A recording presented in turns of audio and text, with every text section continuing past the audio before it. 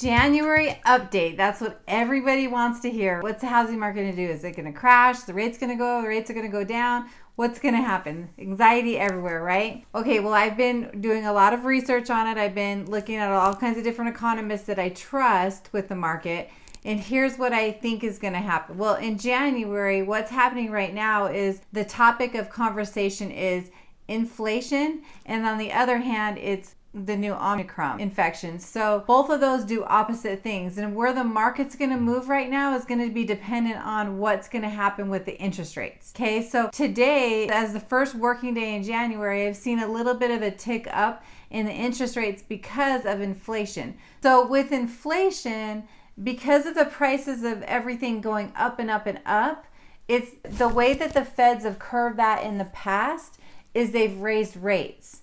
So last month, the feds came out and said that they're going to have to start tapering back. So here's the difference, and that it will affect our market, okay? The feds do two things. They have a Fed fund rate, which is going to be left at 0 right now. And then they've been putting in so much money into the mortgage-backed securities that are keeping the rates low. So through COVID, we've been having artificially low rates because of the actions that the feds have taken to re-stimulate the economy. But now we're dealing with inflation. So what happens with inflation is the way that they stop inflation is they have to start raising the interest rates. And what they've started doing first, since they're not messing with the Fed fund rate, what they've started to do first is they've started pulling back what they're tapering. So what they're putting into mortgage-backed securities to keep the rates low. They're pulling back so they're not putting as much into that, which is going to cause rates to go up and up and up and up. What I've read is that throughout the first half of the year,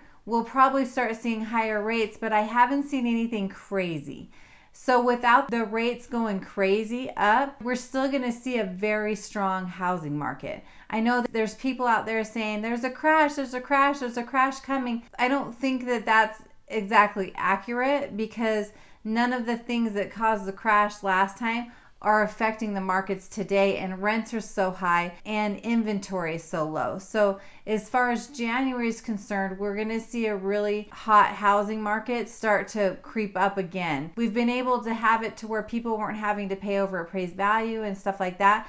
But right now, when we're going into a new year and people are ramping up to start buying in the springtime, we might start seeing it get a little bit hot again. So be careful of that. But what I'm hearing on the wire is that we're still supposed to see a really strong 2022. Not as much appreciation as we got last year, but still a good amount of appreciation in houses. So the market's good. It's a good time to purchase.